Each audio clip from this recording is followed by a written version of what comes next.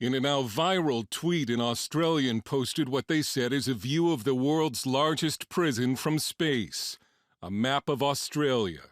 Australia is still a democracy, but its COVID restrictions are severe. It's hard to enter or leave the country unless you're a politician or a celebrity. Citizens are tracked with apps and soon by facial recognition. In some states, you have to have your phone scanned before entering a church. And some have been arrested for simply posting on social media about protests against COVID restrictions. The rest of the world is starting to ask if Australia can still be called a free country. Australia's lockdown has been so draconian, it's brought comparisons on social media to how Australia began, as a prison colony. This pregnant Australian mother was handcuffed and hauled away by cops in front of her children for simply posting on Facebook about a lockdown protest. The charge was incitement. What on earth?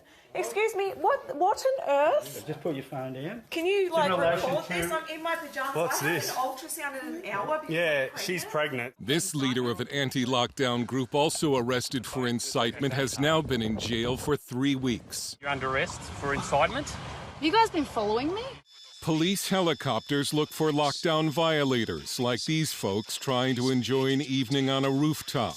And the government has fired rubber bullets and tear gas at anti-lockdown protesters, including children. James Allen, Garrick Professor of Law at the University of Queensland, calls it heavy-handed despotism. It's been appalling in Australia, and I say that as a big fan of Australia. I'm Canadian, you can tell from the accent.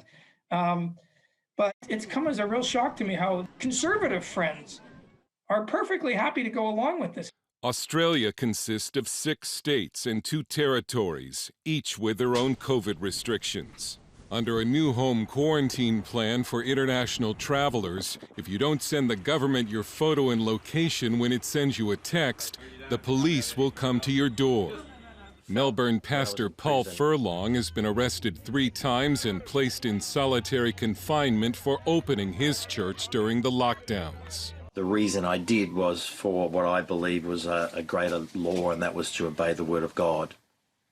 And so I had to choose God's law over man's law. This church in Sydney, shown before the lockdown, was raided and fined for holding what authorities called an illegal service and for not scanning people's phones before they entered.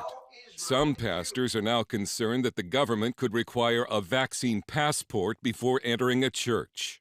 We asked Evan Mulholland at Australia's conservative think tank, the Institute of Public Affairs, if he still considers Australia a free country. Well, it's a good question. It's a question a lot of people across the political spectrum have been asking. These things don't happen in a vacuum. They happen when the political and cultural elites slowly take away our freedoms and they become normalised. Australians have also begun turning in one another to authorities, East German style. In this tweet, an Australian mother was desperate to find a way home with her son and needed to cross a state border, violating lockdown restrictions. She was turned in to police.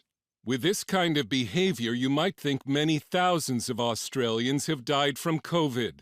But the death toll is under 1,200 out of a nation of 25 million people, or 0.0047% of the population. Almost 3 times that many Australians die every week from normal causes.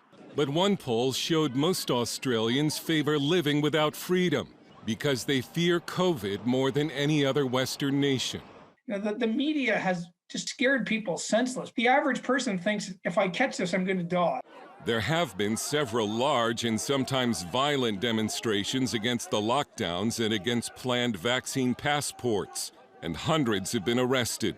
The government says the death toll would have been much worse without lockdowns, and is saying now that life can only return to normal when most of the country is vaccinated. They describe giving back our freedoms as some sort of a treat, as some sort of a reward. Something that can be given back to us and aren't our fundamental freedoms that were stolen from us in the first place. The Australian journalist Clive James once said the problem with Australians is not that so many of them are descended from convicts, but that so many are descended from prison officers. It's a quote that's being talked about a lot these days. Dale Hurd, CBN News.